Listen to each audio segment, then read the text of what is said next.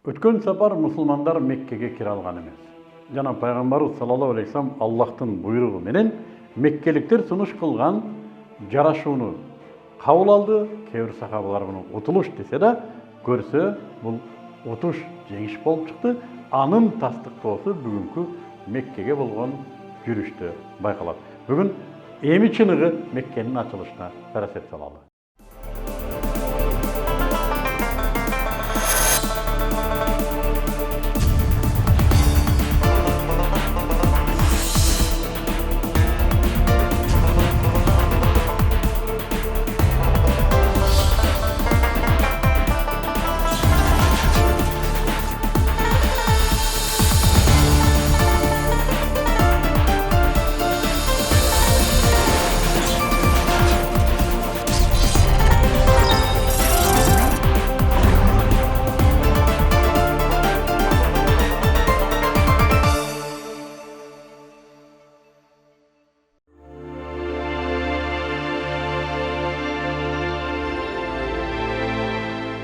Hicrattın 8. жылындагы берекелүү Рамазандын бүтөрүнө 10 күн калганда пайгамбар саллаллаху алейхи вассалам Меккени көздөй бет алды.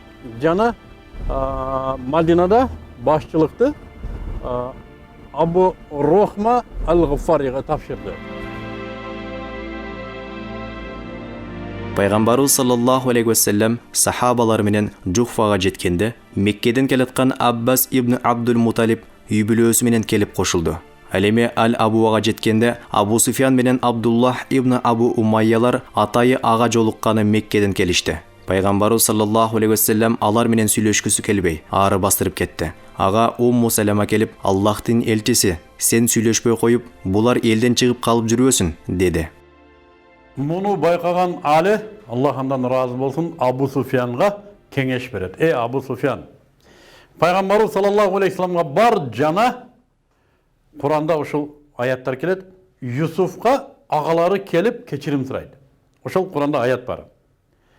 Мына ошол аятты пайгамбарыбызга окуп бер деп Абу Суфьянга кеңеш берет. Абу Суфьян пайгамбарыбыз саллаллаху алейхи вассаламдын алдына барып, чындыгында Аллах сени бизден абзел кылды, биз күнөөкөр болдук деди. Ошол аятты окуйт. Пайгамбарыбыз саллаллаху алейхи вассалам ошол эле аяттын уландысы менен жооп берет. Бүгүн силерге эч ким тийбесин, Hiç kimseleri cekirmesin, Allah silerdi keçiret, antkeni al ırayım doğulardın, ırayım doğusu deyip kelerek ayetmen cevap verir. Buğa suyunan Abu Sufyan hiç nerseye karavay çaң topalan salıp Mekke'ye kuvangan boydan jöneydi. Андан ары пайгамбарыбыз саллаллаху алейхи вассалам Марра Захранга жеткенде аскерин түнөккө токтотуп, ар бир чатырдын эки тарабына от жагууну буйурду. Ошентип 20 000 от Меккеден караганда адам үрөйү учкан, сан жеткис аскер келаткандай көрүндү. Biz ушул Меккеден ашып барса 15-16 чакырым аралыктагы Марра Захран өрөөнүндө турабыз. Жана жогоруда айтылган 40 000дей от болуп көрүнгөн. Мына ушул өрөөн, ушул жер. Мусулмандар пайгамбарыбыз саллаллаху алейхи вассалам буйругу менен ар бир чатырдын алдына 2-3 от жагуу менен алек болуп турган кезде пайгамбарыбыз саллаллаху алейхи вассаламдын амекиси Аббас Меккеге ошо Меккедеги курайштарды эртең мусулмандар бастырып киргенге чейин пайгамбарыбыз саллаллаху алейхи вассаламдын алдына кечирим сурап келип калса экен, жан соого сурап калса экен деп ташвиш тартып, пайгамбарыбыз саллаллаху алейхи вассаламдын качырын минип Меккени көздөй жөнөйт. Эгерде азыр учурдан пайдаланып, азыр да таң атканча убакыт бар. Азыр учурдан пайдаланып курайштар келип пайгамбарыбыздын алдына түшүп калбаса, эртең алардын абалы оор болорун Аббас түшүнөт. Айткандай эле, ошол эле учурда Меккеден көңүлдөрү тынч албай, Абу Суфьян менен бир-эки уруу башчы чогулуп, Меккенин сыртына эмне болуп атат экен деп чыгып калышат дагы, ошол өрөөндөгү жайнаган отторду көрүп калат. Үрөөлөрү жатат, бул эмне болгон от экен деп, эмне болгон от деп алдастап калат Абу Суфьян. Жандагылардын бирөө айтат, балким биз мусулмандар менен азыркы ыркыбыз келишпей аткандан пайдаланып, Хоза уруусу келип Меккени басып алгысы келип аткандыр дейт. Абу Суфьян айтат, жок, Хозанын мындай күчү жок. Бул башка бир нерсе го дейт. Бул башка бир нерсе го деп. Ошентип алар кабатыр болуп турган кезде Аббас Абу Суфьяндын үнүн таанып калат. Абу Ханзала дейт. Абу Суфиян да Аббастын үнүнөн таанып калат. Алар мусулмандардын аскер турагына жеткенде күзөттө турган Умар ибн Хаттаб Абу Суфиянды таанып калат. Жана, бул Аллахтын душманы өзү колго түштү. Эми муну эч кайсы келишим бизден куткара албайт дейт. Бирок пайгамбарыбыз саллаллаху алейхи ва салламдан уруксат суроо үчүн анын чатырына чуркап жөнөйт. Аббас Умар ибн Хаттабтан мурдараак жетиш үчүн алды артынан чуркап жөнөйт. Умар ибн Хаттаб пайгамбарыбыз саллаллаху алейхи ва салламдын чатырына биринчи киретте Аллахтын элчиси Абу Суфиян колго түштү дейт. Артынан кирип келген Аббас Аллахтын элчиси аны мен өз кепилдигиме алдым дейт. Кепилдигиме алдым дейт. Кепилдигине бирөө жарым алса, аны менен эсептешүүгө туура келет.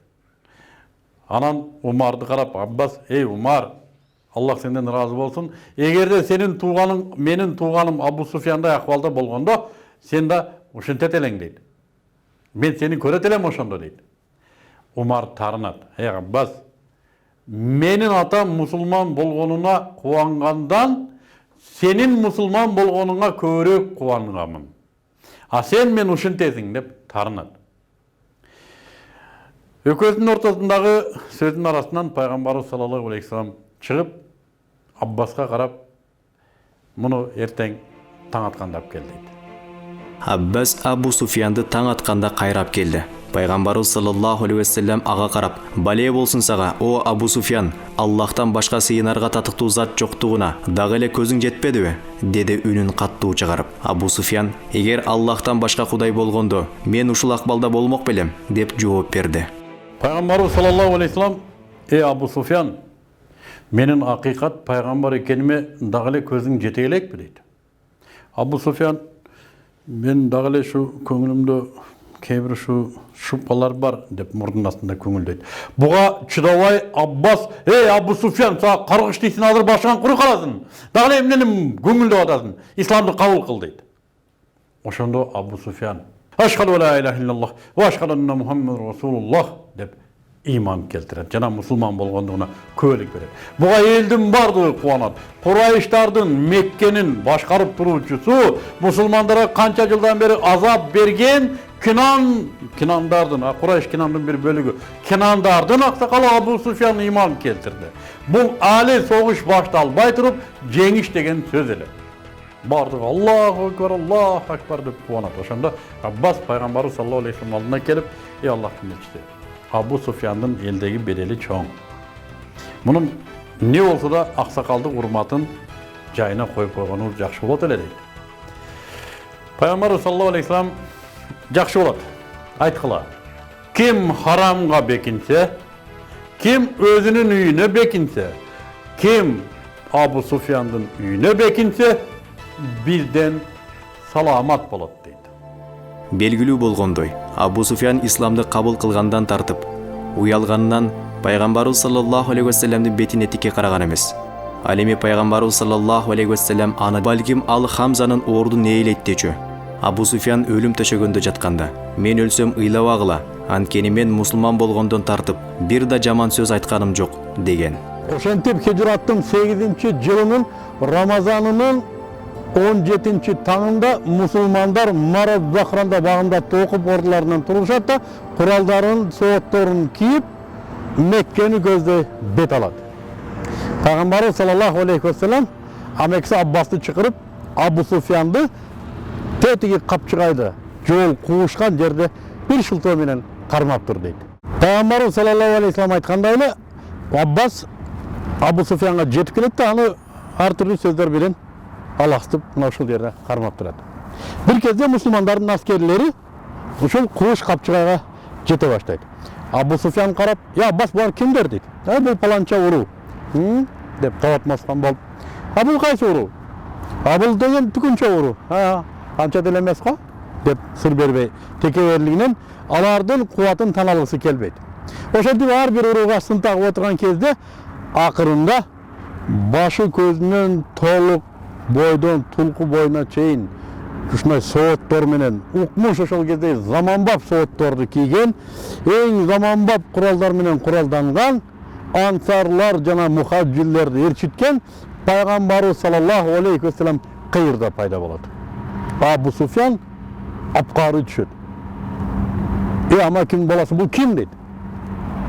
Bol senin Amakingin balası dedi. Bu Peygamberimiz Allah'tan elçisi dedi. Ya Allah, bunu bugün hiç kim jenge albaydı dedi. Albatta jenge albaydı.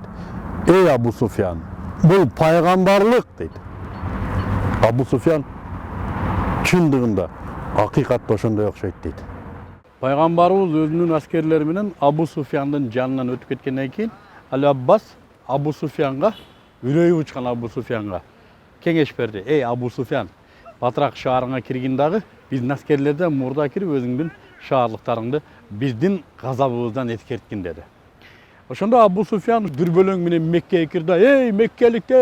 Эй Меккеликтер, силер билесиңерби, кандай күч келатат, силер эгер менин үйүмдө гана бекинсеңер аман болосуңар, Мухаммад ушуну силерге убада кылды деп жар салат. Муну уккан Абу Суфяндын аялы, ушунчалык ислам душманы Хамза разияллаху анхунун ушул боорун алып каны менен соргон аял күйөөсүнө каршы чыгып сүйлөйт. Эй Меккеликтер, бул дабдырап калды.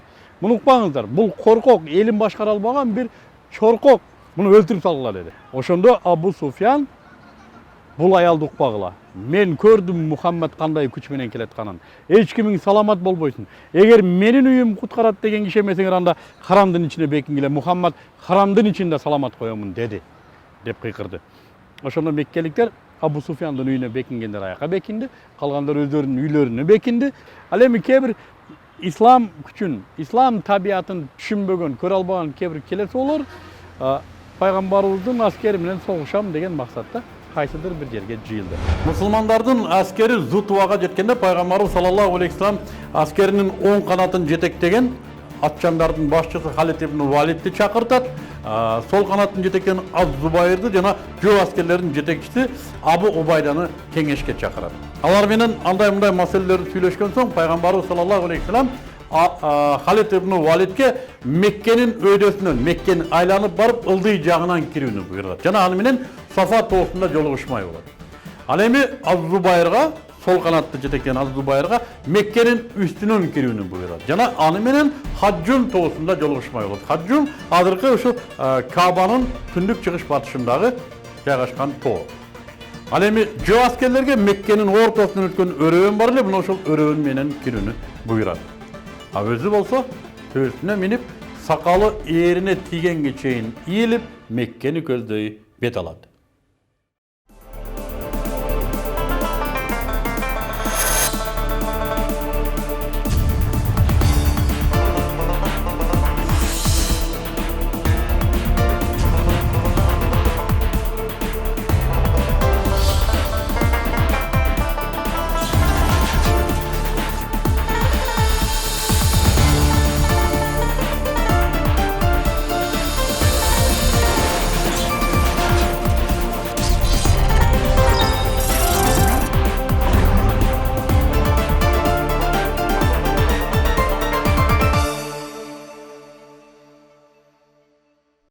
Бүгін Меккеге біз аттандық. Құдай бұйырса, эмики көрсөтүүдө Мекке кантип ачылды, аны чогуу көрөбүз. Меккенин ачылышы бул ислам тарыхындагы дагы бир чоң жана зор жеңиштердин бири.